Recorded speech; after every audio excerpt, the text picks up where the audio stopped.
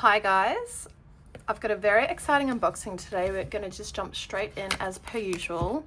So that doesn't give you any of the information, so I'm just going to pull it out. Now, I treated myself because pen and ink on the Gold Coast had 20% off store-wide, and that included, we're just going to open this fountain pen, which is absolutely wild. You'll already know what it is. It is the Burgundy, the new Burgundy. I could not believe that they were having, he showed me in store, which is why this is already opened. I couldn't believe that they had 20% off this pen. This is the new 2025 release of the new Burgundy 146 fountain pen, and look at it. Wow. Okay, let me just get rid of this. Let's just have a good old look at this beauty. This is insane. I never thought I would be a Burgundy girl, but this is classic. And when I saw that it was 20% off, I knew I had to have it. This is absolutely gorgeous. So this is the Montblanc Meisterstück 146. I do believe that they're bringing out the 149 as well. This is like a beautiful Burgundy fountain pen. It is a piston filler with 14K hand finished nib. It does have a two-tone nib, if you can see there.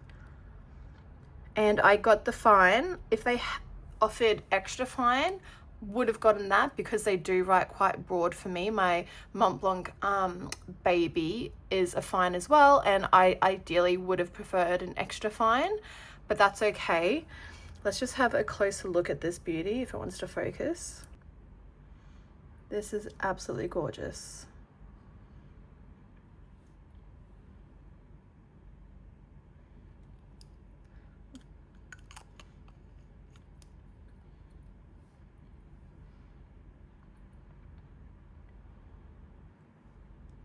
Will it focus on the tip? Yeah, so I did read online that the gold looks a bit more softer gold, but I think it is perfect for this pen. And there is the sticker. So this is a cigar shaped polished precious resin. I think the precious is just, I think it's such an elegant name, even though it's just resin. But this is the 146 model, because I've seen the 149. I just don't think that size pen is good for my hand. The 146 fits perfectly in my hand. It is absolutely gorgeous. And this is the 2025 release. Now I'm going to ink it up. Obviously, I'm going to start writing with it instantly. And can I just have that poking out in the video? And because it is such a wet nib, I haven't decided which one. I know Warangol and Ferris Wheel Press are more of dry inks. I did want to ink it up with Diatramentis Document Black, but I already have other pens inked up with that. So I think I might go with Writing Desk. I haven't used this ink in a while. I'm just curious to know if it's actually going to fit in the whole of this, because let me go get the stand for this, because I don't trust myself. So you can buy like these stands for Ferris Wheel Press to be able to stand your ink into it, so when you're filling your pens up, it doesn't tip over, because they are quite slim bottles. Now let's do the test and see if I've got paper here ready. I'm already getting it on my fingers. I hate how this always gets stuck on the lid. I'm just gonna dab that to stop any drops going anywhere.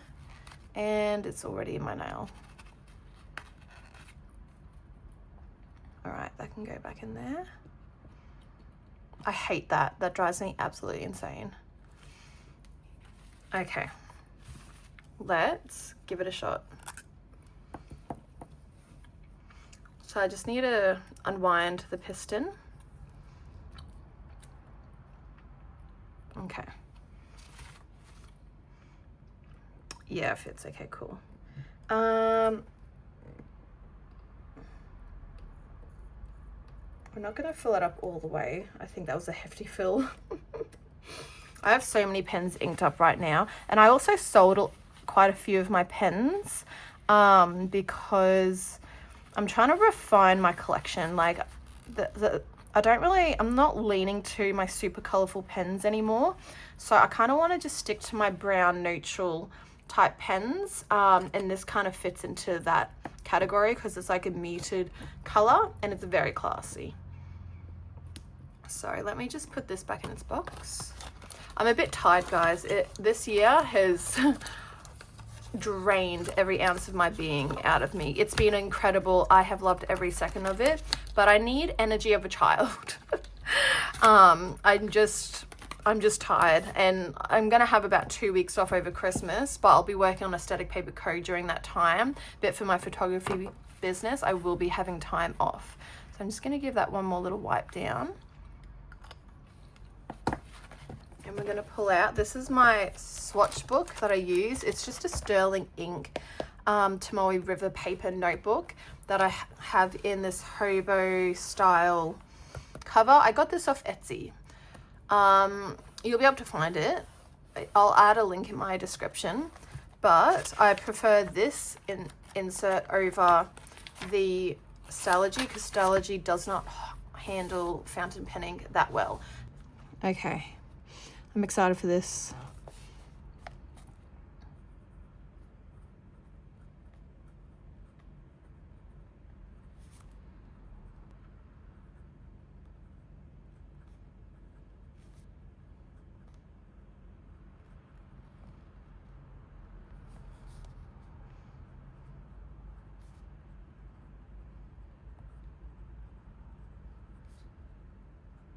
This is such a smooth pen. I do prefer a slightly thinner nib, but this is probably the max thickness that I like. I would probably say this is honestly a Japanese broad. Like, I've got a medium platinum pen. One of my platinum 3776s are a medium, and I'd say it's close, but maybe it's about the same.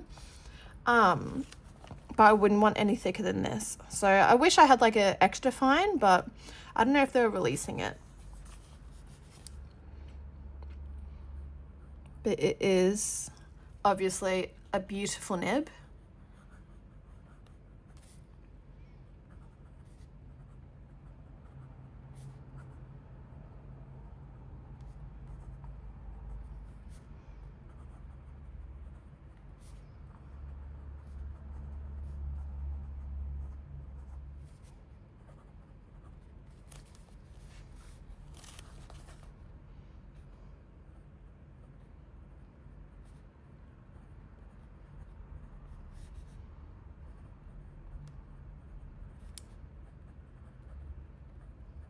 It feels so lovely to write with.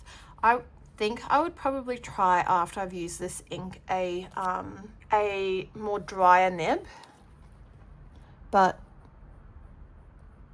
it is lovely. Very nice. The nib does write beautifully smooth and consistent, and it does have like a little soft bounce as well that Montblanc is known for. And paired with like more of a dry ink, I think this would probably be my ideal, you know, like the way that the ink would come out, it would be a slightly thinner nib because dry inks work better in juicier nibs. But this is absolutely stunning, and I am so excited to be able to have my hands on this beauty. I definitely have become addicted to Montblancs. I do have another video going up soon about some other Montblancs that I have received lately, so you'll see that one very shortly.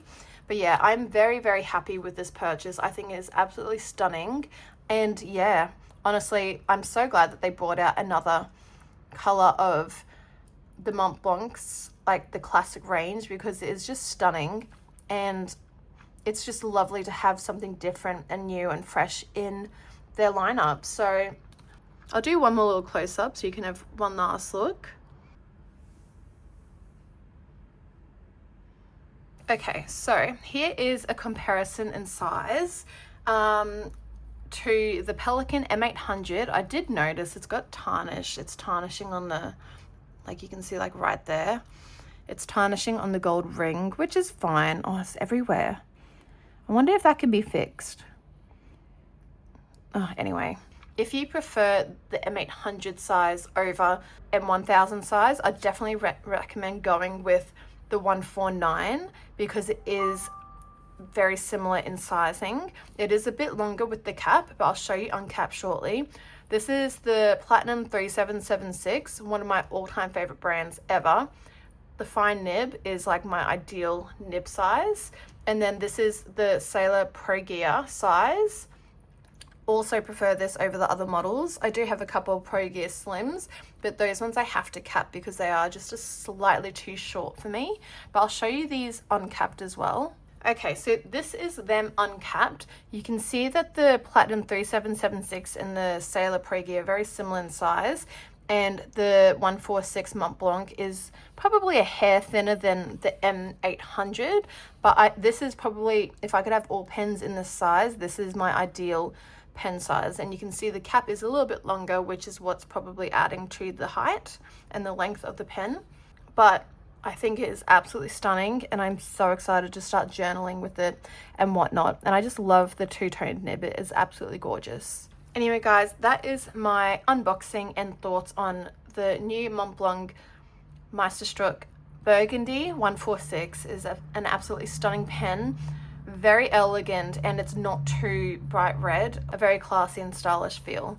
So just wanted to show you guys. I've been searching the web for more videos on it, and that's why I wanted to do this video, to show you guys if anyone else is looking or interested in the new Montblanc Burgundy fountain pens that have been released. But yeah, thank you guys so much for watching, and I'll see you guys in my next video. Bye guys.